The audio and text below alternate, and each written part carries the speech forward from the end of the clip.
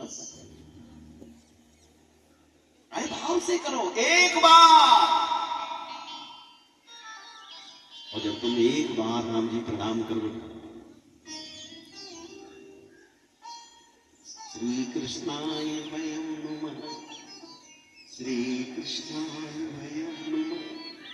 हे गोविंद, हे गोविंद, हे गोविंद, जिसको भी मानते हो हमें प्रणाम भाव से कीजिए। और कई लोग प्रणाम, जैसे आप यहां बैठे, जरूरी थोड़ी आप यहां बैठे हो।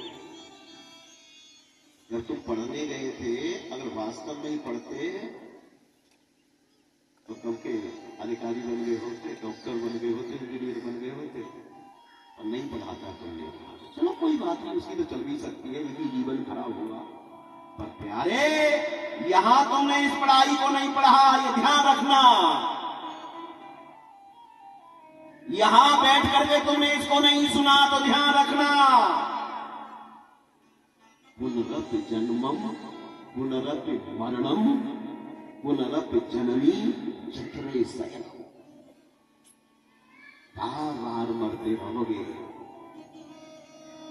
कभी 2 पैर वाली माता के गर्भ में जाओगे, कभी 4 पैर वाली माता के गर्भ में जाओगे, कभी 10 पैर वाली माता का पुत्र बनना पड़ेगा, कभी 50 पैर वाली। कोई पक्का बता रहे हैं?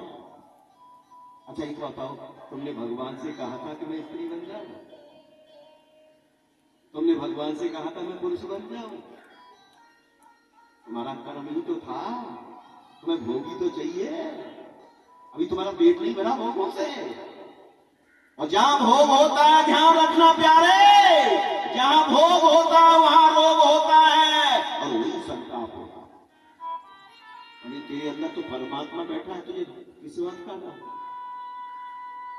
तुम्हें बता रहा हूं ना, बड़े भाव से आप लोग श्रवण करेंगे।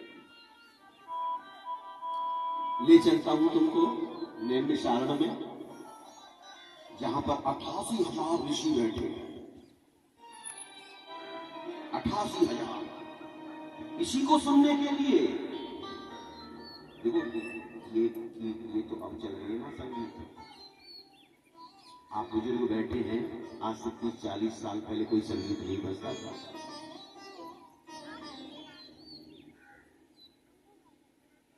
ये तो ऐसा प्रसाद है, महाप्रसाद है। और बात क्या है? बात एक ही है कि जैसे शहद में कड़वी दवाई चटाई जाती है ना, शहद कोई दवाई नहीं है, ऐसे ही राम जी ये कोई विषय तो है नहीं। तो यहां संगीत एक विषय है, और विषय के द्वारा तुमको ये वेदांत का, अध्यात्म का, आत्मज्ञान का, आत्म साक्षात्कार का उपदेश दिया जाता है, ज्ञान दिया जाता है। 88,000 ऋषि बैठे हैं और सूत जी कह रहे हैं, जब सुखदेव जी महाराज महात्मा परीक्षित को ये सुना रहे थे ना, तो 7वें दिन मैंने क्या देखा? विमान आया। क्या था हमारे में? हाँ, 7वें दिन विमान आया, विमान में बैठ के प्रभु के धाम गए। आजकल कथा तो बहुत होती है राम जी, ये सत्संग तो बहुत होते हैं। पहले तो विमान आता ही नहीं है, पहले तो विमान आता ही नहीं है, पहले तो विमान आता ही नहीं। और आ जाए तो अच्छा ईमानदारी सोचो, झूठ तो बोलना मत। अगर अब विमान आ जाए भगवान के धाम से, कोई एक आदमी बैठा होगा जो जाने के लिए तैयार हो? कोई एक आदमी बैठा होगा तो विमान क्या करेगा? भाई तुम्हारी बस चल रही है, तुम्हारी बस चल रही है, तो जब सवारी नहीं मिले तो क्या करोगे ले जाके? वही सवारी तो मिलती नहीं। ऐसे ही अगर विमान आ भी जाए ना तो बेचारी को खाली जाना पड़ेगा, इसलिए नहीं है।